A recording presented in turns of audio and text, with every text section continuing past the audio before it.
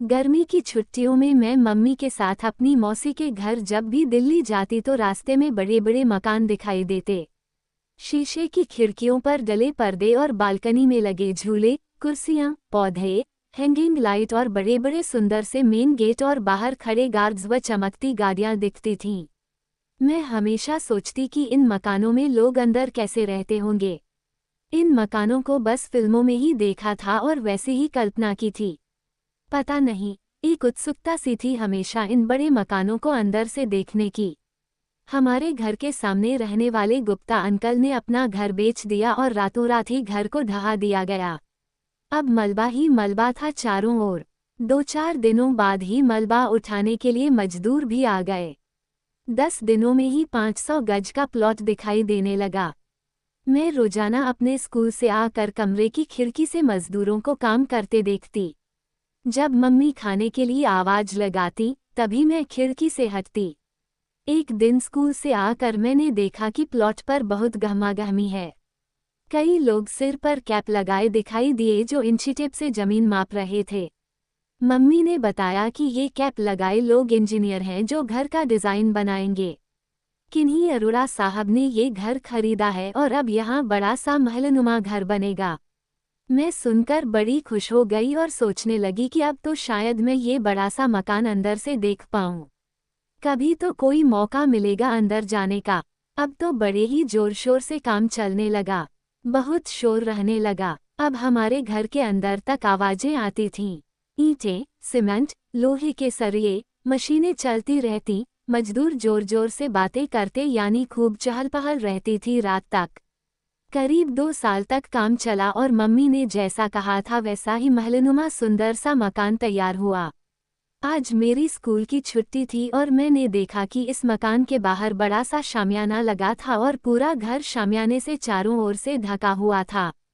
मैं दौड़कर मम्मी के पास गई तो पापा को मम्मी से बात करते सुना कि आज अरोड़ा साहब के मकान का मुहूर्त है, तभी यह शामियाना लगा है। तब मैंने उछलते हुआ पापा को टोका और पूछा, फिर तो हम भी जाएंगे न, आखिर पड़ोसी हैं हम इनके।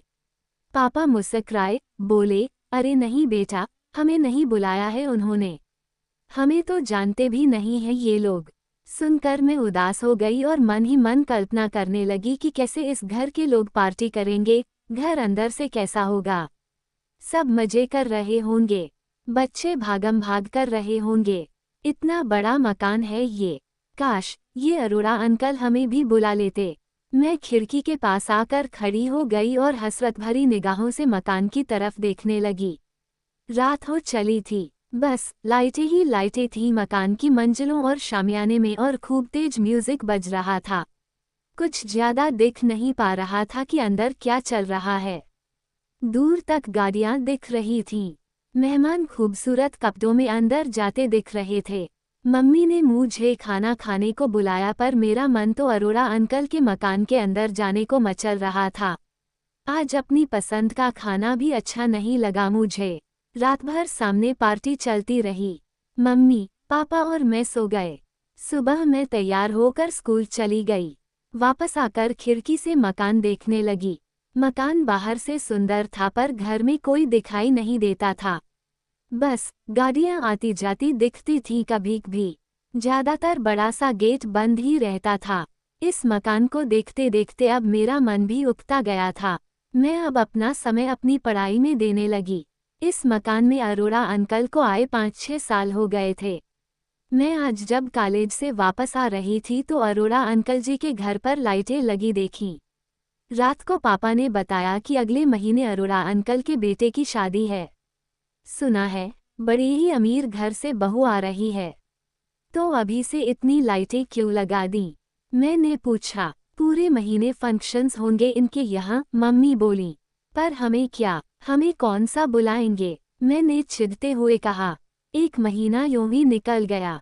बैंड बजने लगे। शहर के सभी अमीर लोग घर के बाहर इकट्ठे थे। घुड़चढ़ी हो रही थी। घर की सजावट से लेकर मेहमानों और अरोड़ा अंकल आंटी जी के कपड़े सब देखने लायक थे। बारात चली गई और चमकते हुए घर में शांति पसर गई। सुबह 4 बजे बैंड बाजा सुनाई दिया। मम्मी और मैं आंखें मलते हुए खिड़की पर पहुंचे। डोली आ गई थी। लंबी सी चमकती हुई गाड़ी रुकी और परी जैसी बहू उतरी। अरोरा आंटी अपने सभी रिश्तेदारों और मेहमानों के साथ अपने बहू बेटे को बड़े से गेट के अंदर ले गईं और गेट बंद हो गया। चारों ओर चुप्पी फैल गई और मम्मी वापस जाकर सो गईं। मैं अपने बेड पर लेटे हुए सोचने लगी कि अंदर कैसे सब बहू पर वारी-वारी जा रहे होंगे।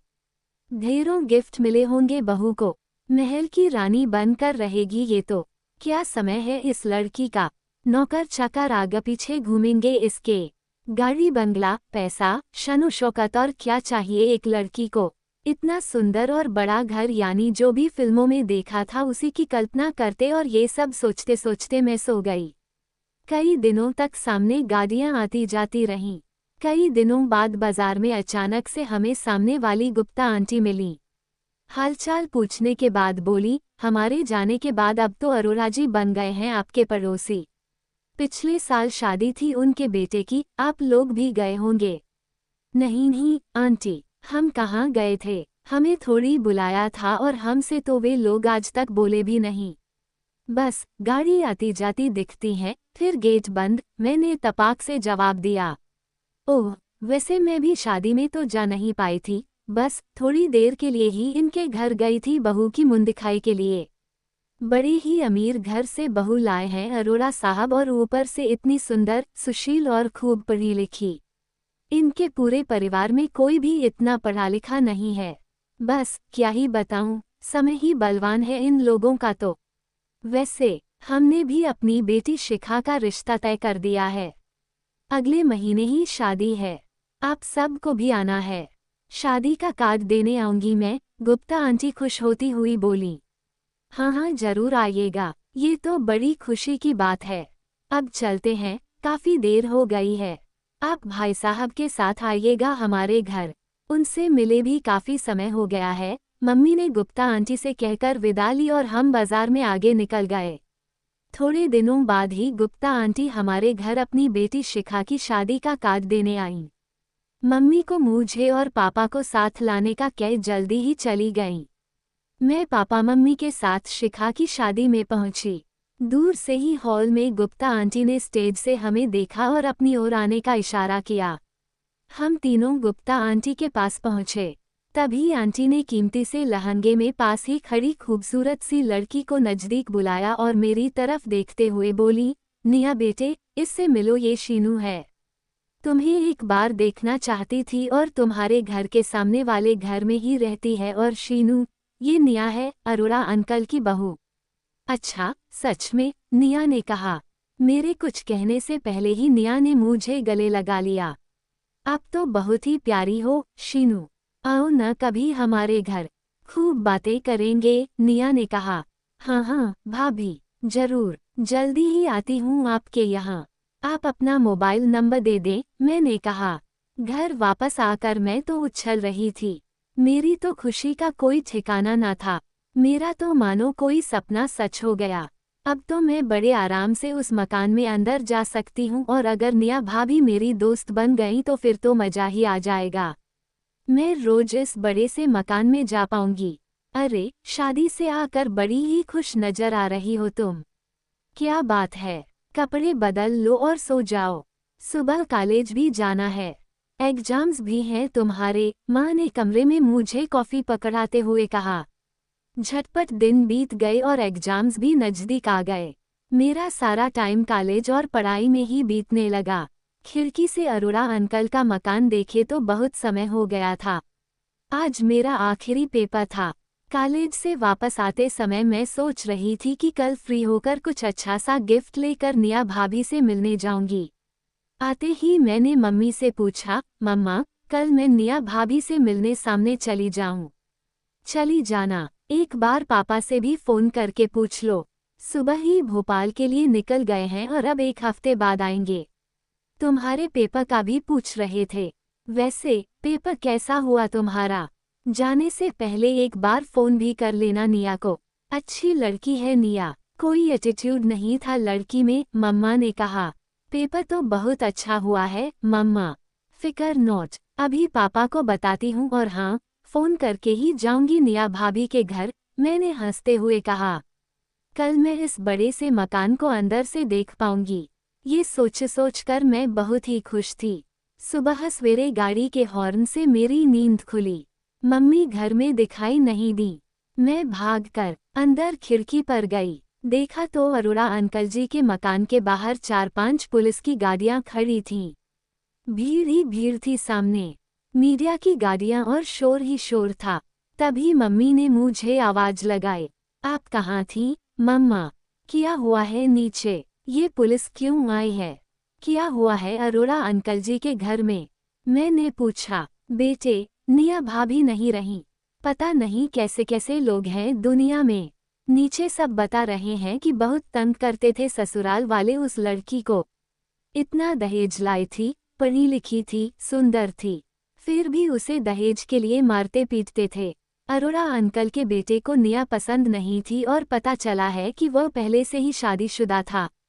संतान न होने का ताना देते थे। मतलब हर तरह से परेशान थी वह और आज उसने अपनी जान ही ले ली, मम्मी ने सुबकते हुए बताया। मेरी आंखों से आंसू बह रहे थे। मुझे निया भाभी याद आ रही थीं। मैंने अपने मोबाइल पर उनकी डीपी देखी। विश्वास ही नहीं हो रहा था कि प्यारी सी, खूबसूरत सी लड़की अब दुनिया में नहीं थी। बड़े से मकान को अंदर से देखने का मेरा चाव एक झटके में ही खत्म हो गया। मकान बड़ा नहीं, हमारी सोच बड़ी होनी चाहिए। हमारा दिल बड़ा होना चाहिए। इतनी चमकदमक के पीछे कितना अंधकार है। निया भाभी के लिए लाए गिफ्ट को टेबल पर रख मैंने खिड़की को बंद कर दिया।